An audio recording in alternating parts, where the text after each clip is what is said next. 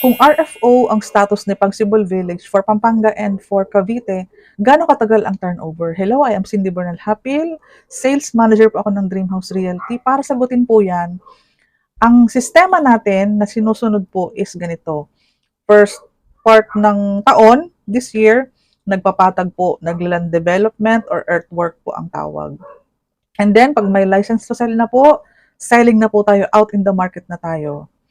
And then, siyempre, tripping muna. And then, after tripping, pwede ka na mag-fill out ng form.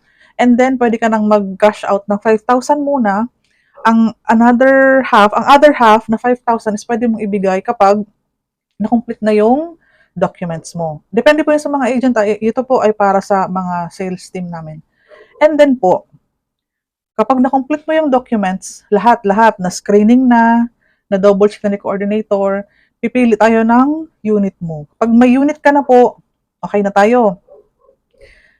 So, kami kasi continuous kami ng reservation. So, ikaw pag nauna ka, aantay ka lang po. Wala tayong ibang gagawin.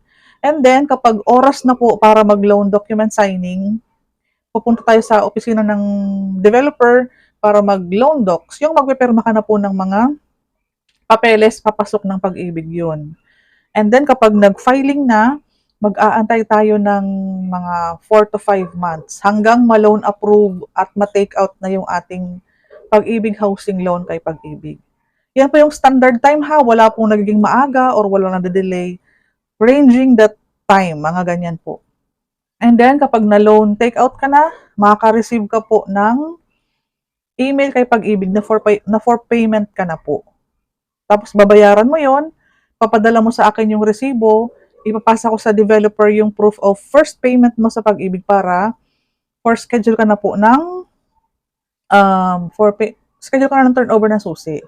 Pero sa loob po niyan, syempre, ikokontak ka din po ni coordinator. Mayroon silang online borrowers verification seminar. May mga ganyan po para maging polish ang lahat bago pumasok sa Pag-ibig. Para pagdating kay Pag-ibig, okay na. Ayan, may verification, may Zoom. Zoom na lang po yan. Hindi na po yan ginagawa ng face-to-face. So, smooth na po ng proseso ng mga housing loan this year. Hindi na siya sobrang complicated. And nakadirect na po ang mga coordinator sa mga buyer para mabilis na po ang response kapag halimbawa, kailangan ng COE, may mga kailangan pa, mga ganyan.